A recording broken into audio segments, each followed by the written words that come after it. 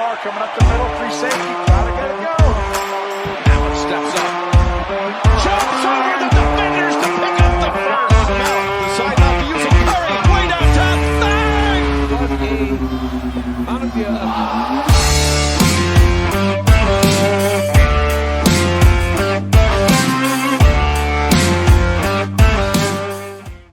Good evening, ladies and gentlemen. Welcome to the first ever episode of the Playbook Podcast. My name is Zach. This is my co-host, Jared, and we're here to talk about everything from the gridiron to the hardwood and all the way out to the octagon. Hopefully you have fun with us, and let's get right into the episode.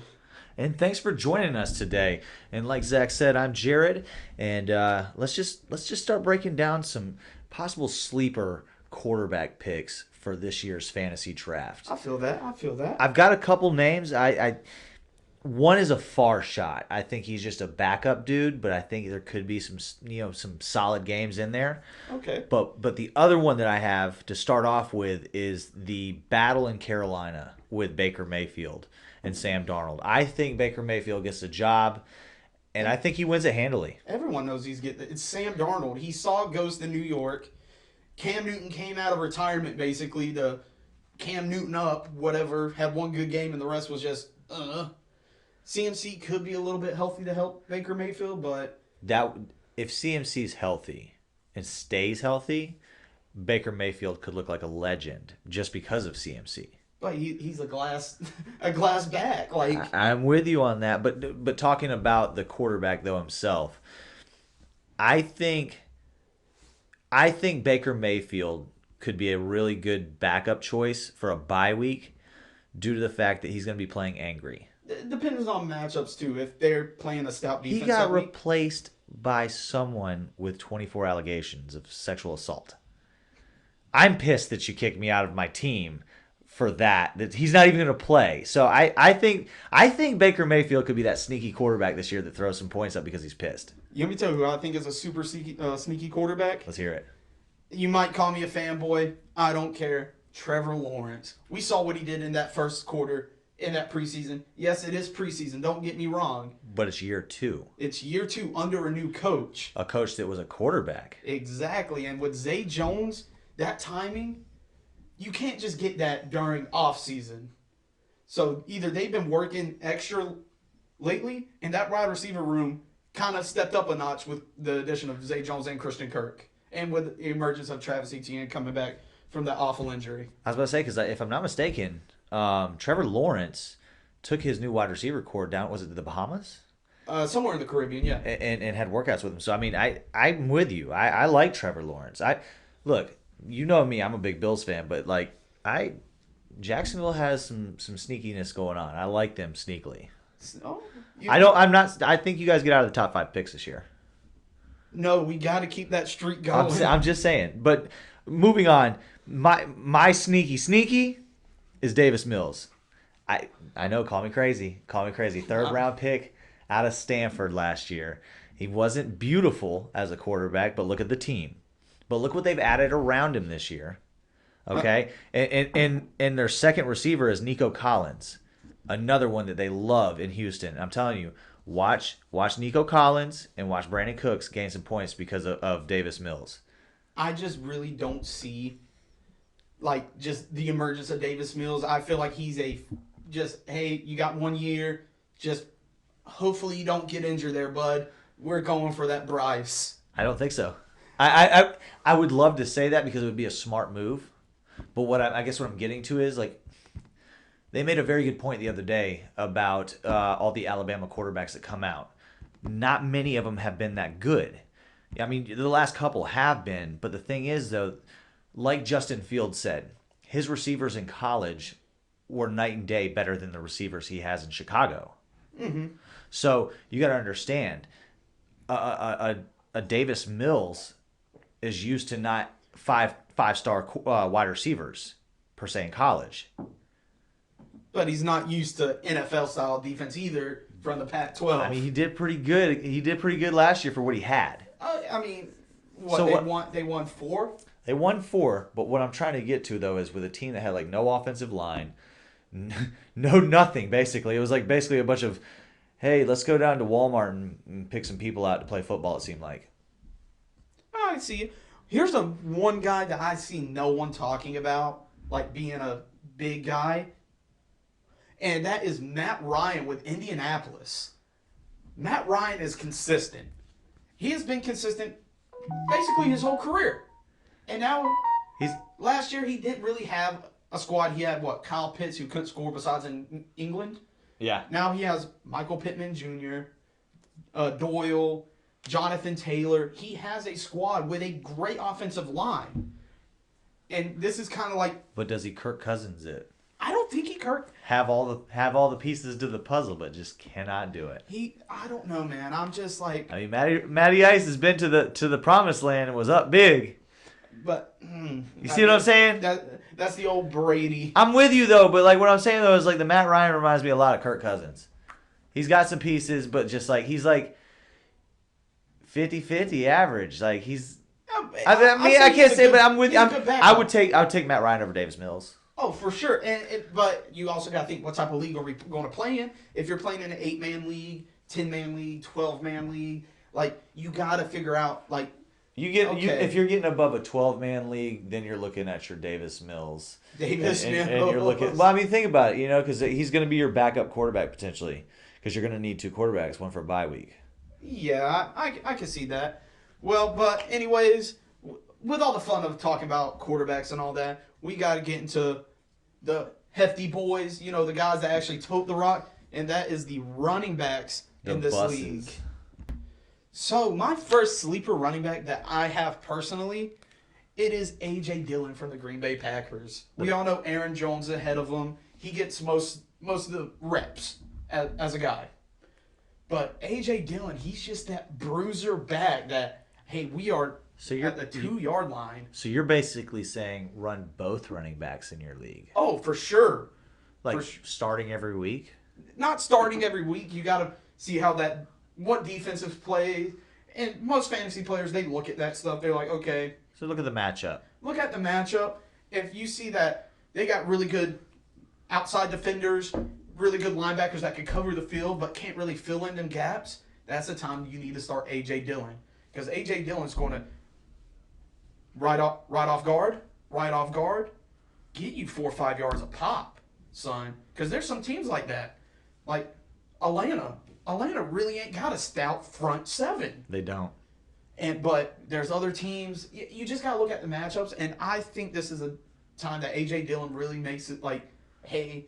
So year 3 is his year to shine. Oh, it's going to be. Because who else does he have on offense besides Lazard? Or Cobb. Aaron Jones. I mean, I'm with you. One I have on my list, and again, it's going to almost sound like I'm a fanboy for this team, but Damien Pierce of the Houston Texans. Oh, my God. I don't know why I'm picking so many Texans. Because no one expects them. But what I'm saying, though, is like watching his film during training camp and during the first preseason game that I got to see him move, the dude is making holes where there should be no holes. He's running people over. I think if you could snag him up around, I don't know, I did a mock draft the other day with a 10-man team. It was an 8-man league. We did an 8-man league mock draft the other day, and I got him in the 16th round. So if you could sneak him in like anywhere from 14 to 16, I'm telling you, next year you'll look like a genius. You might look like a genius, and you don't waste a pick on it, because who really cares between that 14 and 16 slot? Well, imagine if you're in a keeper league and you pick him up between 14 and 16, and he has a stellar year. Now you only lose a potential like 7th round next year for someone you got in the 14th round, and you know he's going to be above a 7th round pick next year. Oh, well, potentials. There's potentials with that whole Houston team. In all honesty, just because no one expects them to be, they expect them in Atlanta to be at the bottom of the pack. Like, who's going to win that first overall pick? Who's our top 5 going to shake out like? Exactly. Atlanta, Detroit, Jax. I think he would be a great late round pickup to stash on your roster. I know we haven't heard a lot from this guy in the past couple years, but here's a guy that, me personally, I am somewhat high on. And that is Melvin Gordon III. With the pickup of Russell Wilson, that's going to expand that offense a lot more to create more opportunities for running backs like Melvin Gordon, who saw success with the Chargers, but digressed back just because look what teams he's been on. He hasn't really been on any powerhouse teams, any teams that could really spread the field out type deal. Now with Russell Wilson coming out, they can spread the field with the Cortland Suttons and all that, and then make them running holes because they don't know what's going to happen with this offense. Because last year, it was Teddy Two Gloves? Yeah, but you also got to think about Javonte Williams in that lineup. Oh, Javonte Williams is good. But I feel like they're going to be a 1-2 combo. Yeah, and plus this is year 2 of Javonte Williams, so I see him getting a heavier workload than he did last year. So I think that's gonna be. I think that would be a great pickup. One as a backup to Javonte, because I think Javonte's going to take over that lead role this year. One. You think so? I think so because they drafted him. We'll see how that. We've seen draft picks not get used.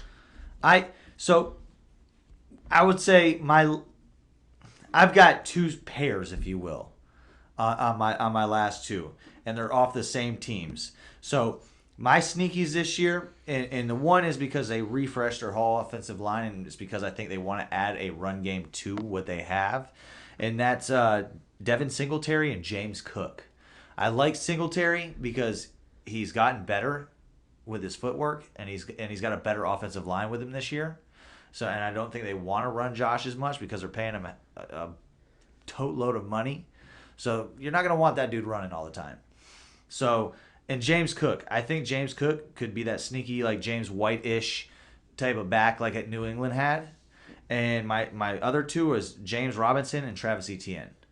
I think that duo in Jacksonville could have a stellar year this year. And I think you can pick up all 4 of them running backs potentially after the 4th round. Etienne's going to be like that 3rd to 4th round guy, I think, because you have fanboys that will go get him.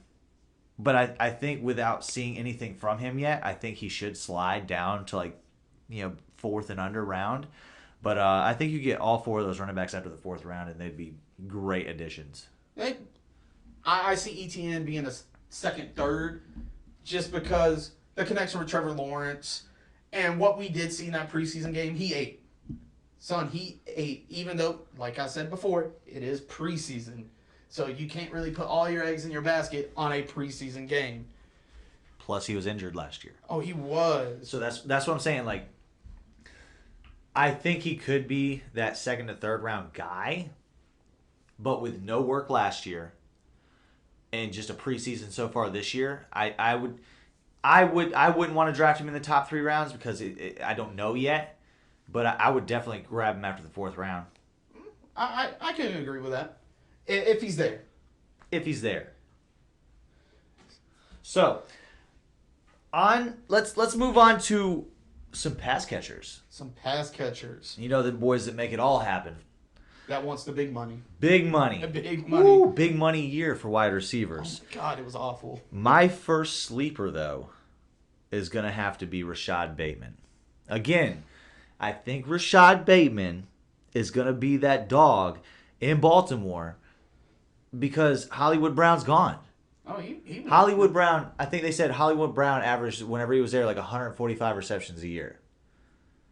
So what I'm trying to say is they don't have another receiver to get that, and they didn't go find another receiver. They drafted Bateman in the 1st round. So, they're not going shopping right now. They're going to put their money with this dude. And I think he's going to – it might not be 145 receptions for him this year. But you got to understand, just like Etienne, he didn't do preseason last year. He didn't do the first 6 weeks because he was injured. Mm-hmm. So he got limited work with Lamar last year, and then he went to, what was it, Huntley, the backup in Baltimore? Yeah, and Huntley and Mark Andrews was the main. Well, Mark Andrews is going to be the main guy, but what I'm saying, though, is as a wide receiver component, I think that Rashad Bateman being the number 1, you could get him after the 4th round. I think you get him after the 7th round, to be honest with you, because of how deep this class is. You could get him after the 7th round, and that's a number 1 dude. That is a number. Yeah, thinking about it, that is. If he can stay healthy. Well, he stayed healthy whenever he came back. He didn't get injured again. That was an injury from college.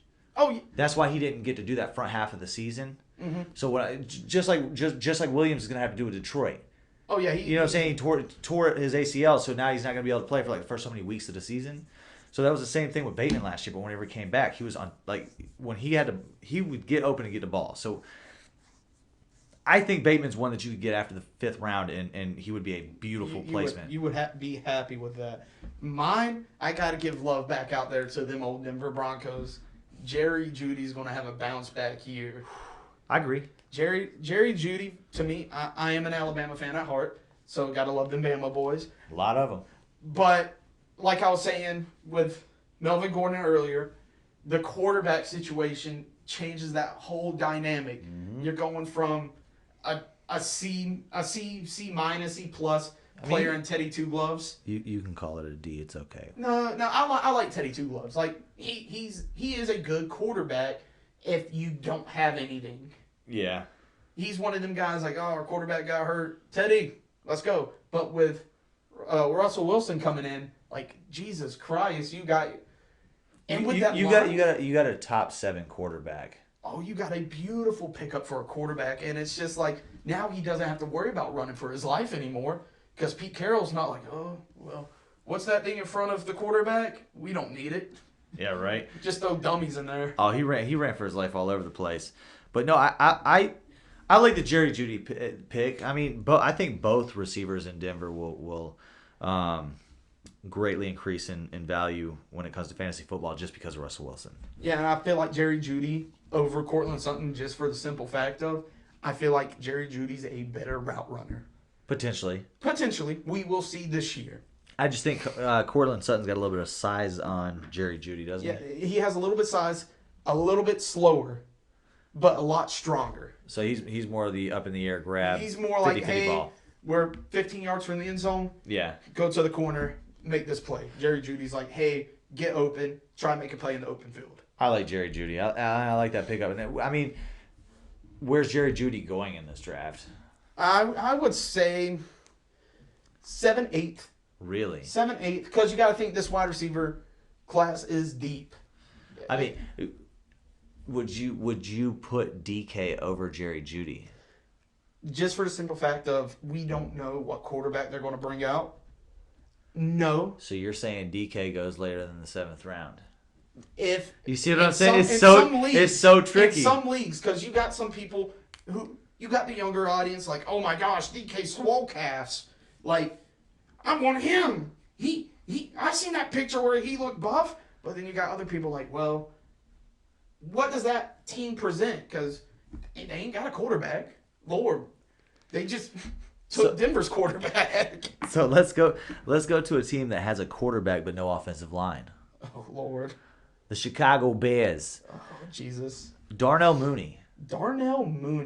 He's a stash guy after the 7th round. You must have. I hate to say this, but I do not. I'm sorry, not 7th. Let's take that back. After the 10th round. The reason why I say that is because it's Justin Fields' favorite target. Is he his only target? Probably. But we're not talking about that. We're just talking about who would be a good stash. And I think Darnell Mooney would be a great stash. And that's just because of the connection between Fields and Mooney. Like a 10, 15 point type of game guy? Now, if he could put up 10 to 15 points, he's a starter. He's a starter for you? I mean, depending on how deep your league is, hell, if he's scoring 10 to 15 points, that makes or breaks stuff, man. I had first and second round receivers that got less than that some weeks last year, and I was Tyreek Hill. But you see what I'm saying though. If Darnell Mooney puts up 10 to 15 points, bro, he's a 5th rounder better. Think about it. I can see that in a 10 to 12 man, but an 8-man league. 8-man league, he might not get drafted until the very end. He might be a pickup. Because of the team he's on. But what I'm saying though is like in a 10-man or later, he might be a good stash. I can honestly say that. Now a young guy just got drafted that no quarterback again. But hey, gotta love this guy. Say it. Drake London. I like Drake London. I was hoping you'd say a different name, but I like Drake London. He's big. He's big and he has surprising speed. Who are you thinking of? George Pickens. DK situation. DK thought he should have went higher in the draft, right? Yep. George Pickens thought he should have went higher in the draft. There was 10 wide receivers drafted in front of George Pickens. There was 8 in front of DK. I'm telling you, watch George Pickens come out pissed off. See, I like Drake London more than George Pickens. I like Drake London. He would be a great later round pickup because he's a rookie. And he's in Atlanta. He's in Atlanta. He's like an only target compared with Kyle Pitts. Now, if you look at the Pittsburgh situation as well, though, no quarterback, just like Atlanta, and they shipped off all the receivers last year, basically. The only thing they kept was Chase Claypool. Oh, well, don't get me started on Claypool. But going back to Drake London, I love the size. I love the hands. And he's used to a ton of receptions being at USC. Oh, exactly. And he's used to being under that big name spotlight as a USC, even though USC is not a powerhouse in college, per se. But the tradition. The tradition. And the people that are fans of USC, there's a lot. And the pressure. I agree with you on that. Well, I know we've been talking about sleepers and all that, throwing some shots at some football teams, but I want to really get deep into this divisions, conferences, and all that. And today we're going to be talking about the AFC and starting off with the weird AFC North. I'm going to announce the elephant in the room to begin with. The Cleveland Browns. We don't know how long Deshaun Watson, because the NFL wants his head on a stake. Oh man, Which he deserves to have his head on a stick. I mean, 6 games for that. 6 games, and then the atrocity he throws in the preseason. You smoke a joint, and you're gonna be suspended all season. But let's just say them 6 games. They stick with 6 games. They probably win what? What would you say? About 2 or 3. Let me look at the schedule real quick. I'll be honest with you. I think Cleveland will be the 3rd best or last place in this division when it's all said and done this year. So the first 6 games. Let's see. And then, I mean, because the only thing Cleveland really has right now is Nick Chubb. And Nick Chubb. Now they got Amari Cooper. And they got Nick Chubb. And Kareem Hunt. And Nick Chubb. That's all they have. Kareem Hunt wants out because they won't give him a bigger contract, so why is he going to want to play? 1. And then 2, Amari Cooper is kind of cooped out. You know what I'm saying? Like, I'm just saying, like, he started off in Las Vegas. He was, okay. Yeah, he had some big moments, and he got a big deal with Dallas, and he did some big things with Dallas. I mean, to me, it wasn't spectacular, but it was, he did decent fantasy-wise, but I don't see Amari Cooper being the big Amari Cooper that he should be. And I the only thing I think Cleveland really has anymore is Nick Chubb. They got rid of everything. So I'm looking at their schedule right now.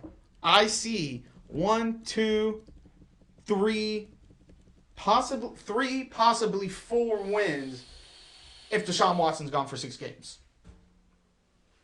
In the first 6 games, you got the Carolina Panthers, Decent defense. New York Jets, God-awful defense. Pittsburgh, Great defense. Atlanta, God-awful defense. the Chargers, Great defense. and your favorite team, the New England Patriots. I hate to say it, but great defense typically. Well, I agree with you on that, but what I'm saying, because they're going to have Jacoby Brissett. But I think when it's all said and done, I think he's suspended all season, and Cleveland comes in last place in the AFC North. If how I see it, if they get that indefinite suspension, Cleveland is back to the bottom of the AFC North. Cleveland gets sold to London. Oh, the next team, which I have actually winning the AFC North, and it's not the Bengals. It is the Baltimore Ravens. It's funny you say that because I have them as either the number 1 or the number 2 in this division. Because last year was kind of a weird season because everyone and their mom got injured. Holy Jesus. Oh my.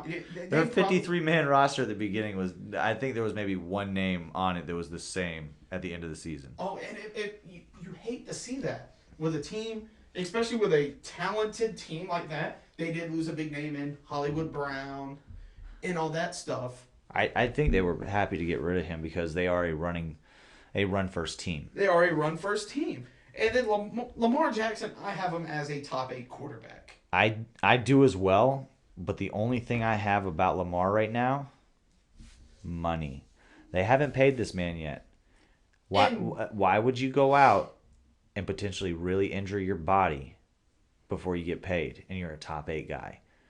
I mean, hear me on that. You know what I'm saying? Like, but how many playoff games has he won?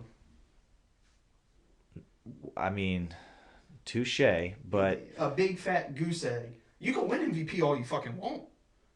I'll give you that. I feel like performance on the field outplays accolades because let's be honest, Lamar Jackson when he bursted onto the scene at first. Well, then explain to me why Kyler Murray got the contract he got. Guys, he's a little crying baby that just scrambles around the field. And what I'm saying though is he got his paycheck. What I'm saying about Lamar Jackson though is Lamar Jackson's being too nice. That dude, if I had Lamar Jackson on my team, I'd be so thankful. Oh, for sure. He has not asked for money at all. And that's a lot different than what we're seeing in the league this year. But I feel like this team, they have a goal this year. Like, I understand later on I'm about to talk about the Bengals. Bengals, they made it to the promised land. They couldn't produce. We could say some questionable plays, but whatever.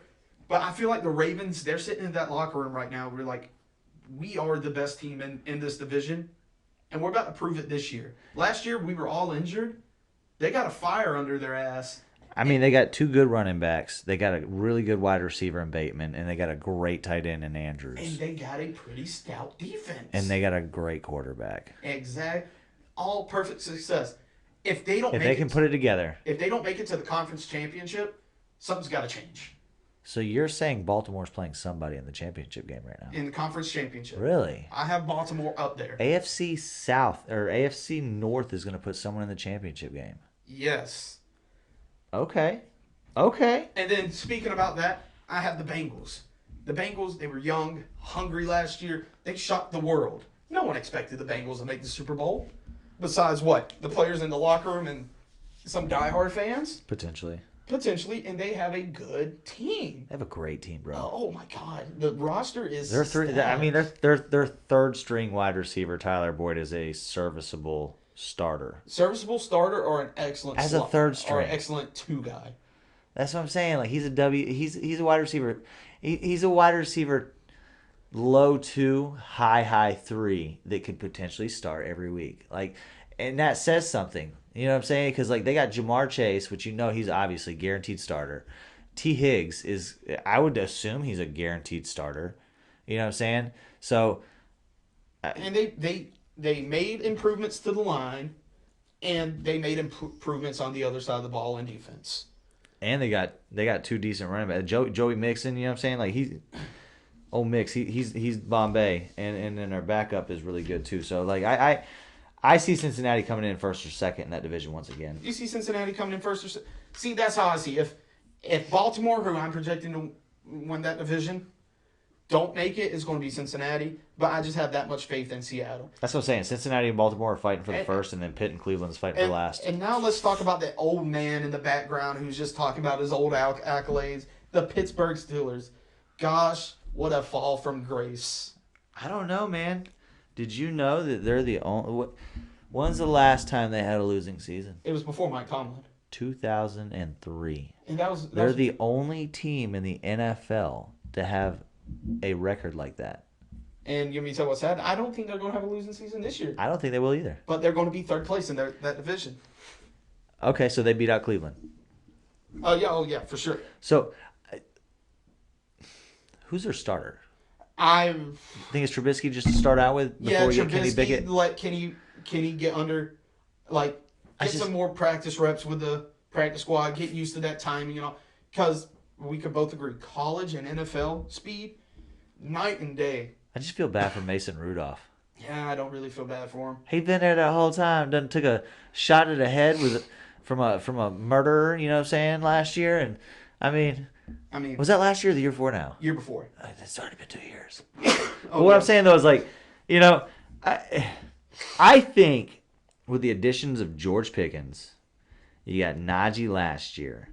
You know what I'm saying? Now you got Mitch Trubisky that can move around the pocket.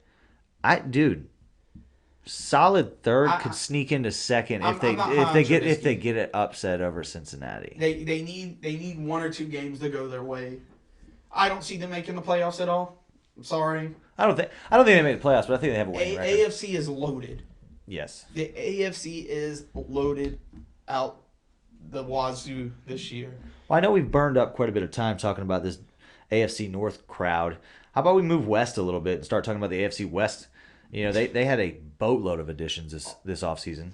In my opinion, right now, the most cutthroat division in the NFL. So before we start talking about the AFC West a little bit, you've already picked potentially Baltimore to go to the conference championship. Now, without saying a name, does the other team come out of this conference? And this is where I get confused at. I'm going to say it right now. AFC South does not make it. Okay, so they don't have anybody in at all. They have Indy doesn't get in at all. They make it. They make a playoff. Okay. But that's about. I'm not saying it's Indy making the playoff. I'm just saying the AFC South. They're one team. Hey, we're in the playoffs. Yay! And then the big boys come and like, hey, get out of here. So, speaking about this AFC West, let's just start off with Denver. You know, the Mile High City, adding Russell Wilson. They've got some great wide receivers out there. They've got Javonte Williams coming back for a second year. My opinion is I think that they're either going to be fighting for second or third place. So I'd like to say this right now. Denver is the luckiest team when it comes with receiving quarterbacks. First, Peyton Manning's like, yeah, I'll come play with Denver. I'll give you that. And then Russell Wilson's like, well, look, before Russell Wilson went there, they wanted Aaron. And they were this close. And they hired the offensive coordinator from Green Bay. I don't know what Green Bay did. They said, hey, you can eat these psychedelic shrooms. Well, I think they just offered him that $200 million contract and made him stay. But I think adding Russell Wilson makes them a playoff contender immediately. It makes if they weren't in the AFC West. Their defense is great, man. I would say they probably have a top 5 corner on their team. So you think they make it with the wild card? They would have to be a wild card. Wild card? I can respect that. It would have to be a wild card. But I think they could make it with Russell Wilson. I believe they could too. They just need that time to gel and coat they're making a big jump. But look what happened to Joey B last year. You know what I'm saying? What was it, year 2? Joey, year 3 was last year. Has it already been that many years? Wow, where's time going right now? Somewhere I wish I could go. Oh my God. Gain some back. But what I'm saying though is like I really think Russell Wilson's too experienced to not get them guys in line that quick. He's too experienced. He's been there, seen it all, won it and lost it. You know what I'm saying? Like I think he could put Denver together really quick like they want. But speaking of another AFC West contender, let's talk about them old Kansas City Chiefs. They lose Tyreek Hill, but they gain some pretty cool players. You know, they got Juju, they got Valdez-Scantling from Green Bay, and I think that the reason why they were targeting them 2 players is because of their downfield catching that they had with their previous teams. I forget what the number was. It was a ridiculous stat, but they were in the upper half of the league with deep pass completions. So, first of all, just to make a little funny joke, the only person happy that Juju Smith-Schuster in Kansas City right now is Jackson Mahomes. The TikTok content is going to be cringe. Insane. Them two I think they might collab on a few things. Oh, definitely. It'd be beautiful. But back to business, though. Back to business. Juju Smith-Schuster's not a bad receiver if you look at it through just a football perspective.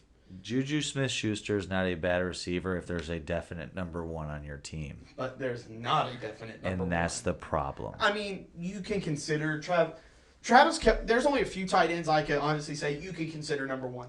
Travis Kelce's one of them. And Mark Andrews is the other. And with that, it's just like... It's 2 of them. Yeah, that's... There's 2 of them. You have Travis Kelce, who everyone's like... Mahomes and Travis Kelce are peas and carrots at this point. They are one and the same. So that might open up some room, but you also got to think he is a tight end. But you also have to understand, Tyreek Hill took 2 to 3 defenders every play. And that's why I feel like... So with Tyreek Hill gone, You're more able to double down on Kelsey because you're not worried about Valdez-Scantling. You're not worried about Juju. And Hardman's gone right now. Hardman got carted off today in practice. Oh, I did not hear about that. Yeah, little tidbit for you. Ooh, so where do you have Kansas City right now? Right now, Fighting for 2 or 3. So you're Denver and Kansas City are going to be Fighting 2 and 3. neck and neck. Well, the problem is the division is so stacked that a lot of them are going to be fighting for 2 and 3.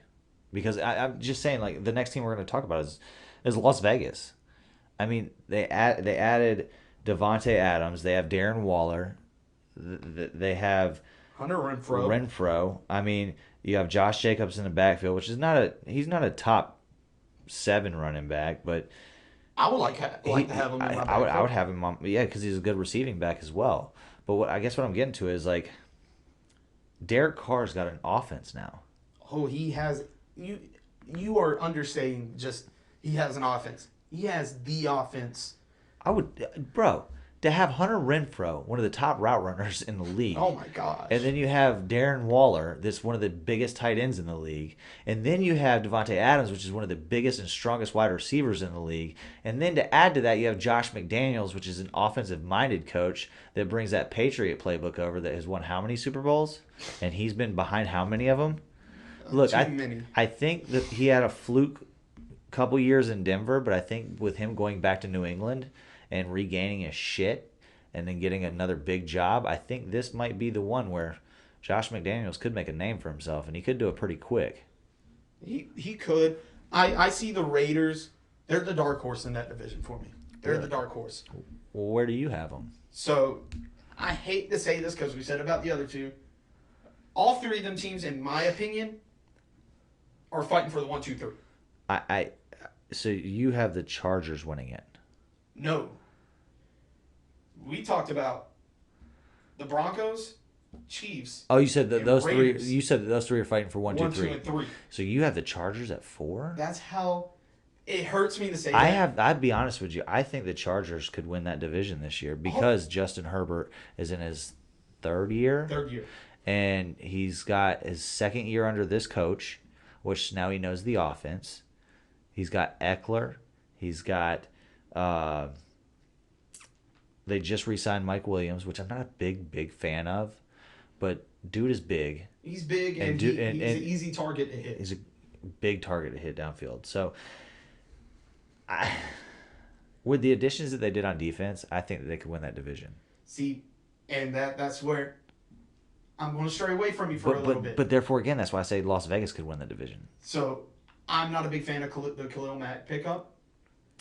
Khalil Mack, he is up there. When was the last time we really heard Khalil Mack doing Khalil Mack things? Third year in Chicago. Early in Chicago. Raiders, like, that's when you're like, oh, Khalil Mack's that guy. Yeah. Last 2-3 years, it's just been like, oh, there's Khalil Mack. But could that just be because of the team that he was on? No, he had a stout defense. I get that, but you know how, like, okay, so if you played for a team that you knew was going to be sub 500, like on a yearly base, you would kind of get wore out. But they weren't for last year and possibly year before. They're like, okay, we might be sub 500. That's what I'm saying. Like Ray, whenever it was coming to an end of that little run that they kind of had. And I'm saying the year like the year before last is like. I'm talking about the Chargers is ready. You've also, they just re-signed the safety there for a 4-year contract, dude. That defense is such a high-paid defense. If they don't come in first or second in this division this year, you're talking about a coach might get fired. I'm telling you this right now with Khalil Mack. Before we get a little bit deeper into this, let's go. From 2015 to 2018, double-digit sacks. 15, 11, 10.5, 12.5. Okay. The next 3 years, 2019, 2020, 2021, 8.5, 9, and 6. So, see- you'd say last year was the fall off year. No, but, I'm saying but the two- 2019. but you going from 12.5 to 8.5. That's a noticeable progression, decrease in production. yeah. And they still had Marcus Goldman, Roquan Smith, Eddie Jackson. Like, they had a squad on that side of the ball. If I were to take a wild guess about the AFC West, and this is just before we roll to the next, but if I had to go 1 through 4, I'm going Las Vegas, Denver, Kansas City, Chargers as my 1, 2, 3, 4. I'm going to switch, in my opinion, Denver and Kansas City. So I got you're- Las Vegas, Kansas City, Denver, Chargers. I think KC regresses more than people are thinking. I don't know, man. Depends on how long Nico Hartman's down. And then you also got to think of Andy Reid. But enough with that loaded division. Let's take a break with all that just cutthroatness and go to the nice, easy AFC South. And I'm going to start off with a team that's fighting. They are fighting for that number 1 overall pick. The Houston Texans. Like, gosh almighty. I wasn't sure if you were going to start with Jacksonville. They No, won, no, they won the last 2 years. Isn't Isn't that that funny? 2 teams out of the same division are fighting for that first pick. No, not in the same division. I don't think Jacksonville's going to fight for number 1 overall this year, but that's Atlanta and Texans. But the quarterback situation, I couldn't think of anything worse for an organization if they weren't So tanking. you just don't like Davis Mills. I don't like Davis Mills. I don't like Kyle Allen, and I don't like Jeff Driscoll. I'm not saying the backups. I'm not saying I'm the biggest fan of Davis Mills, but what I am saying is if an organization likes you and they put pieces around you and make things happen for you, you know what I'm saying? Like you are more apt to succeed. But Houston, their running back situation, it's manageable. It's with Damien Pierce, Marlon Mack, and then you have old man Rex Burkhead. I don't even know why he's still in the league. None of those guys are going to matter after Damian Pierce totes that rock week 1. But the wide receivers, I'm not going to lie. Their wide receivers are kind of a little saucy with Brandon Cooks, Yep. Nico Collins, and John Mechie III. But we also have to understand that Mechie III is not going to be there this year. Oh, no, he's not going to be there this year at all. That's why I'm saying this right now. Houston Texan, bottom of the barrel. Bottom of the barrel in the AFC. Not just the AFC South. No. I say they come in 4th in that division. But I really like them in 3 years. 3 years? After with all these draft picks they got from Cleveland and everything, you're talking about they could do what they did the first time whenever they got Deshaun Watson and look what Hopkins and JJ. But I'm just saying, like, that team that they had was fighting for the playoffs every year. Oh, they were fighting for the playoffs until fucking Bullet Bill O'Brien was like, "Oh, you're trading me a bag of potato chips for DeAndre Hopkins? I mean, I'll take it." look, the only thing Jacksonville did better than Houston was they got rid of their Bill O'Brien faster. Urban Meyer was worse than Bill O'Brien. But I'm done with speaking about poverty, innocence. Let me go to a couple teams that everyone expects to mainly win the division. First one, I want to talk about Tennessee. Gosh, I hate Tennessee so much, but damn it, they got a little squad on them. First of all, Ryan Tannehill, not too high on him. He's a game manager at best. If you have to win with him holding the ball, I say 6 out of 10 times you don't win. I'll agree with that. 6 out of 10 times it's just, but they got that man, that man that just comes from Yulee, Florida. Derrick Henry, just that dude's a tree. he is built different. He is built different, and I don't understand why. I don't understand what Because they he's a fed video him. game character, bro. Shit. Madden was like, you know what? Let's bring out one of our characters. All of the jokes and all that. They did lose their AJ Brown to Philadelphia. Good for him making money and all that. I'm happy. But they did pick up Robert Woods. That's a downgrade. I mean, Bobby Trees is good. Coming off an ACL, you know what I'm saying? Like, I like Robert At his Woods. There we go. He's older now, you know. So I mean, he's probably got like 1 or 2 years left. Tennessee, they went from being a number 1 to like a number 3 really quick. They went from number 1 to actually having to fight for 2, actually. That's what I'm saying. Because of getting rid of A.J. Brown. And I mean, I understand Julio was a 1 year. But getting rid of those 2 big bodies, who else you got to throw to? I mean, Julio wasn't really a factor in Tennessee, let's be honest with ourselves. Like, we love ourselves some Julio, but... I mean, he caught some big ones and some big moments for him in some certain games last year. Yeah, but Julio's getting up there where it's just like how Randy Moss was. I'm with you. But the number 1 team overall that most people see coming out the AFC South is the Indianapolis Colts. Indianapolis Colts had a big upgrade in quarterback from Carson. Let me choke away the playoffs against Jacksonville Wentz. To Matt Ryan. Let me choke away the Super Bowl. To Tom Brady. They got possibly... Isn't that funny you say that? Think about what you said just a few minutes ago. Denver gets all these great quarterbacks, and somehow Indy gets all these trash quarterbacks. It's the curse of Andrew Luck. Is that it? It's the curse of Andrew Luck. I hate to say it, but Indianapolis should be a good squad. I see it a 10-win team.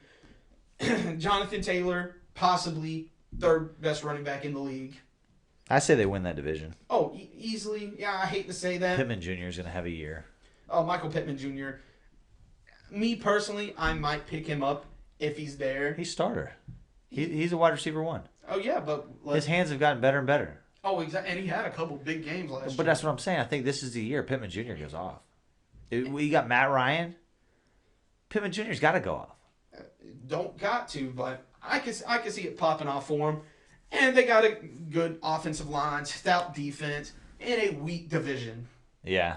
All they really got to worry about is Tennessee and possibly Jacksonville. And that's if Jacksonville shocks the world like they did in 2017.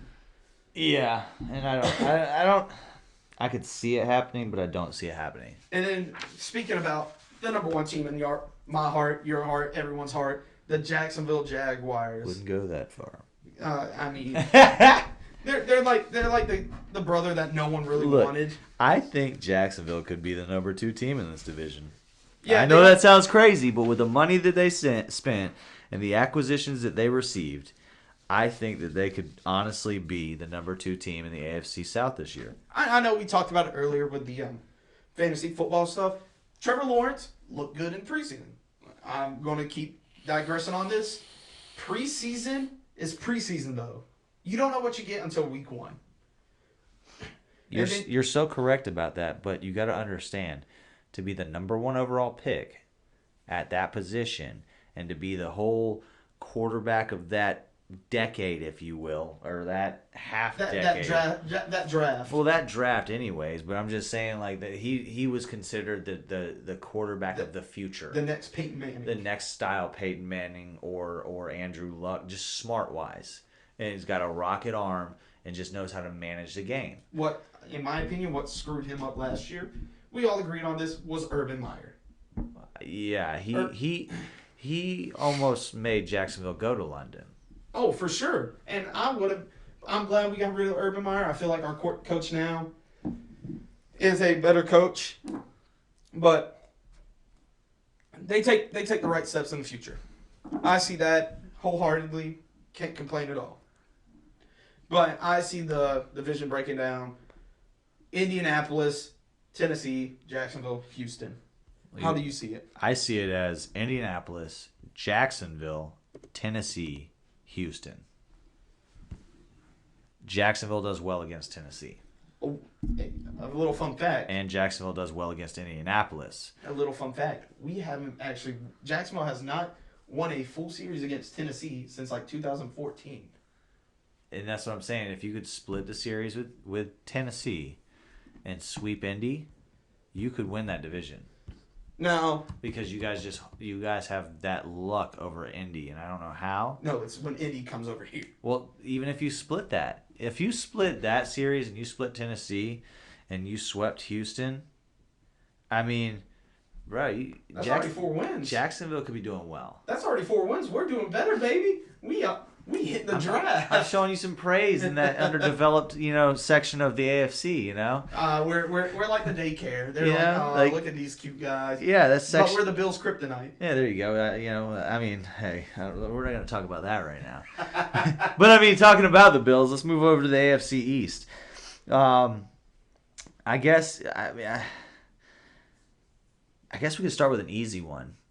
The no-name Jets. The who? I mean the New York Jets or New Jersey Jets, however we want to call it. The Jets. I thought they were called the Moms. Yeah, with old Zach Wilson. Look, here's my thing with the Jets.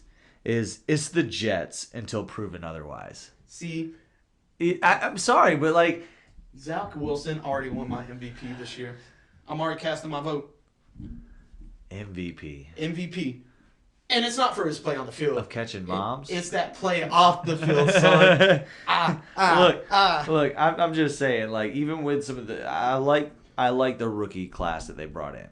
Yeah, I do too. But that class isn't going to be nothing until next year. Earliest. Earliest. I don't see the Jets ever doing anything. I don't either. I see them wasting a lot of great potential. I see them trading away potential to better teams. I agree with you on that. But until proven otherwise, I really have nothing positive to say about the Jets until they start winning games. Because, they have Elijah Moore. They have Breece Hall, a rookie running back. They have Carter, which was, year 2 running back now? You know what I'm saying? Or year 3 running back? I think they both came out. Him and Javonte came out the same year last year, wasn't it? They were rookies last year. Yeah. So what I'm saying is you got 2 rookie running backs. You got a year 2 running back and a year 1. You got year 2 and a year 1 wide receiver. So they're going to be bottom of the team. They're going to be the bottom of the barrel. Due to inexperience. So that's going to be my 4th pick in the AFC East. Going to my 3rd in the AFC East is going to be the New England Patriots. I think they come in 3rd this year. I don't think they get that 2nd spot just because of the acquisitions in South Florida.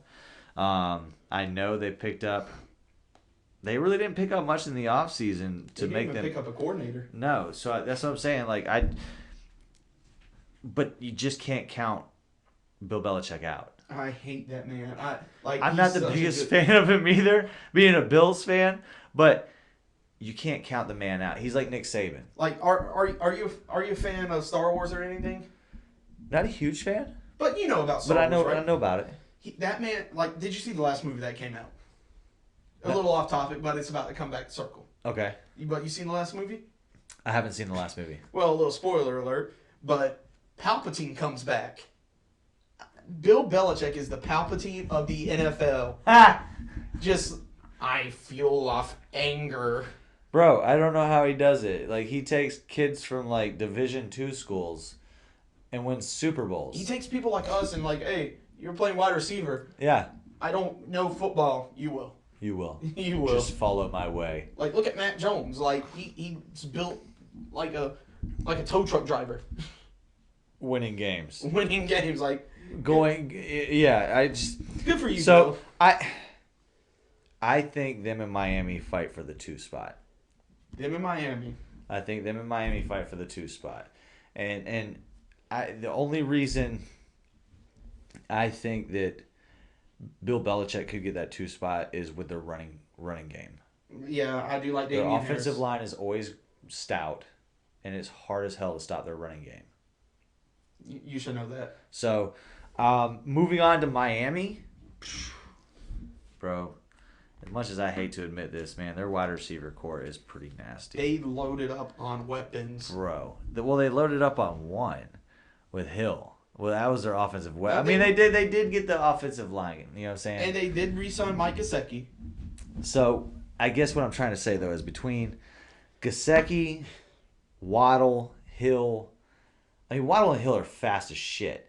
I don't think we see deep passes this year. Oh, and then they I think it's a bunch of Alabama passes, a bunch of 15-yard cuts, and let the receiver do the rest. And then they also picked up that 49ers running back.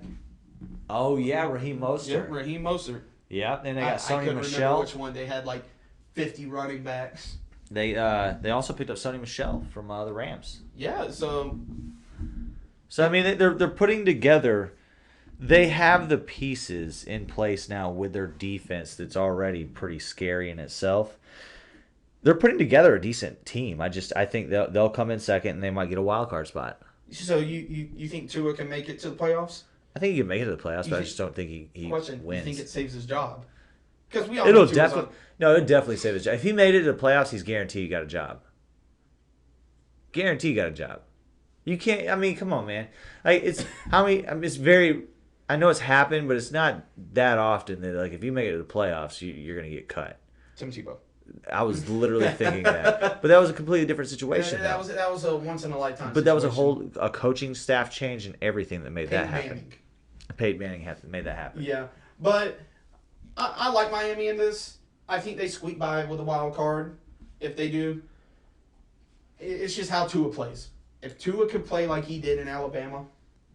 Well, I mean, according to Tyreek Hill, he's the most accurate quarterback in the NFL. Patrick Mahomes. I mean, that's out of Tyreek's mouth. Well, speaking about mouth, let's get over with these dirty ass next ones that you want to talk about. Well, I mean, in my beautiful dreams, it would be the next Super Bowl winning team. But you know, we got a full season to go before we even think about talking about that. The Buffalo Bills, man, have got it in all phases. I mean, if you've watched any of their preseason, just from some of the guys that they brought in from draft and some of the guys that they brought in free agency, all 3 to 4 strings of that defense over this past week against the Colts was insane. Oh, it was beautiful. You got a punter now that can punt it the whole field, not just like 30, 40, 50 yards, like the whole field. You got a quarterback that can literally throw it 3/4 of the field if he wanted to. I mean, Buffalo's been in a spot I've never seen before, where happiness, just pure happiness. You have a quarterback. You have not one wide receiver, but 2. I feel like really good wide receivers. Mm-hmm. Isaiah McKenzie is basically like our little Tyreek Hill because he's just like all over the. He's not as fast as Tyreek Hill, but yeah, he's like our little crackhead on the field. Like the funniest shit, but like fast as fuck. I think if we made some changes on the defense, I say take Tremaine Edmonds out of middle linebacker, and I say move him over to the outside, move Matt Milano to the inside to be a spy because he knows how to catch the ball. Tremaine Edmonds is a hitter. Oh, yeah. He put him on the edge to where he can wrap around the side and fuck someone's day up.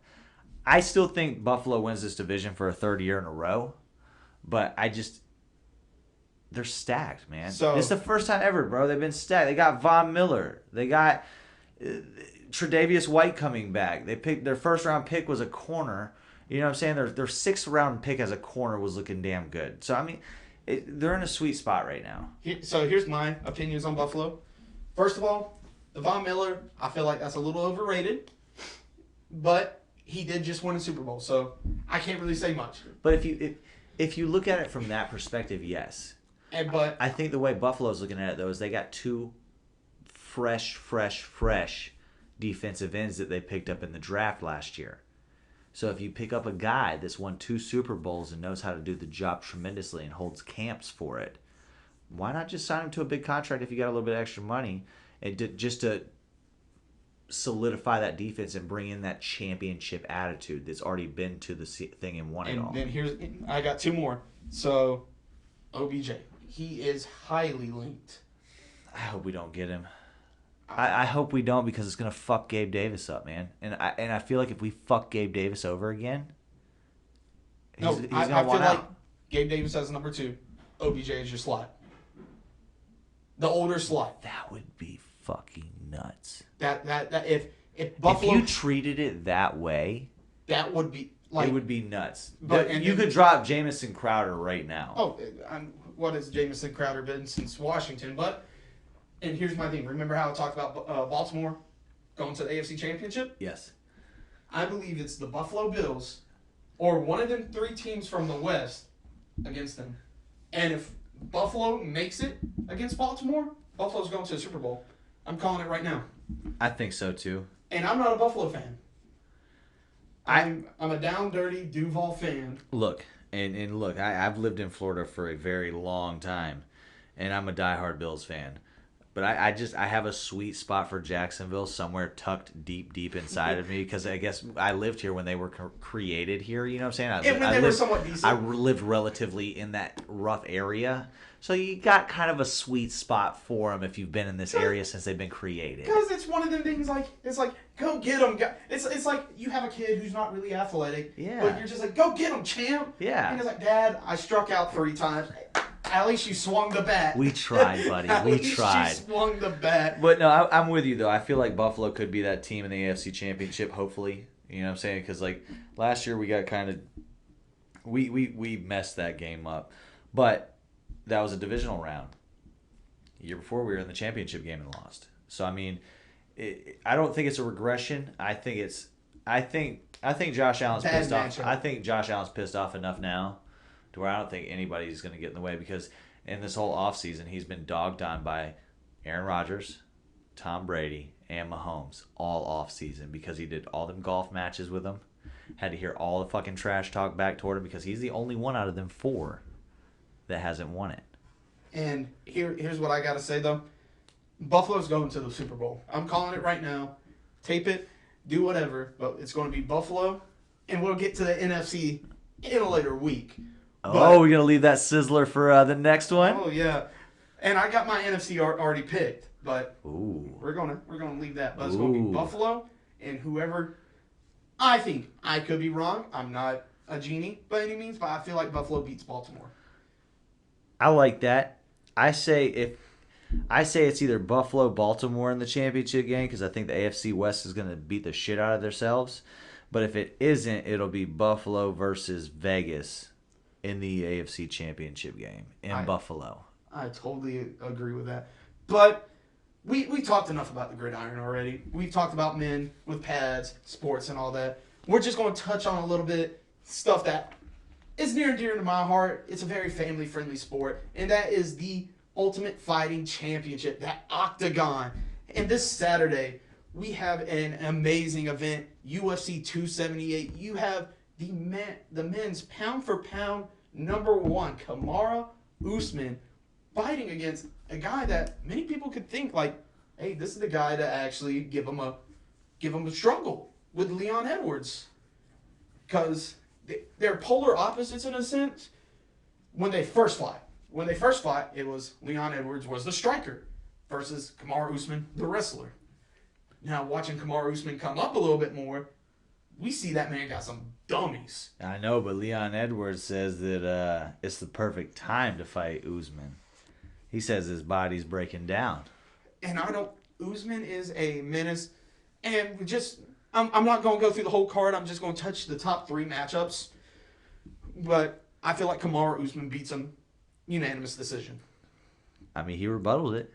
He came back to Edwards and said that he's going in there for the finish. And that is a scary Kamaru. When he says he's going for someone's head, he goes for someone's head. The co-main event, you got Paulo, the Arisa Costa, and then you got Luke Rockhold. You got your newish middleweight in Paulo Costa, who, besides Izzy, and I can't think of the other guy right now. He missed weight his last fight and still lost to Marvin Vettori. He's been dusting people. That's what he's known for. He's known as that Brazilian striker I hit you, you hit ground, my hand gets raised. But you also got Luke Rockhold. Luke Rockhold, former middleweight champion. He is very skillful, but he is a little bit on the older side. He does have a few more matches under his belt though too. So I mean that little bit more experience could help him out. I feel like Paulo Costa gets him out in the second round TKO. Luke Rockhold has a glass chin. Oh, really? He's got knocked out by Michael Bisping, by Jan Blachowicz. Also, that thing's just basically put together by like splinters. Oh, by Gorilla Glue. And then my fight that I'm looking forward to, you got Jose Aldo. Ooh, the bantamweight division, huh? Oh, Jose Aldo, near and dear to my heart. He was the featherweight king for a while, dropped down to bantamweight. Now he looks amazing. And then I'm going to butcher this name. I'm sorry. But Merab Davali. I'm just going to call him Merab. I feel like Jose gets him. Jose's the bigger fighter. I just like Jose in this fight. More technical striker, has some ground game, just a beautiful mix. And I feel like this is another step for Jose to go out back to that bantamweight championship. Okay, so okay. Because he lost to Piotr Jan when they first fought for the bantamweight championship. I feel like he goes back to try to become a 2-division champion. I can see that. But other than that, this whole card is stacked. It's going to be an amazing card. I have fun talking tonight. Jared, how do you feel about tonight? Man, I had a blast. You know, we got a bunch of cool information out there. I hope it helps some people out. You know, if it doesn't, oh fucking well. You know, I'm glad I could just spit some shit and it didn't work for you. Exactly. But I'm shooting for the part that it did work for you, and being that I've won 3 chips in the past 3 years, I'm gonna say that my information could be decently valuable. You ain't gonna win chip this year, buddy, in this 8-man league. Well, I promise you, I'll probably win it in my 10-man for the 4th year in a row. But that's all the time we have for today, folks. I hope you had an amazing time with us. And always remember, read that playbook. And we appreciate you. We'll see you next time. Always like, subscribe, and comment. Boom!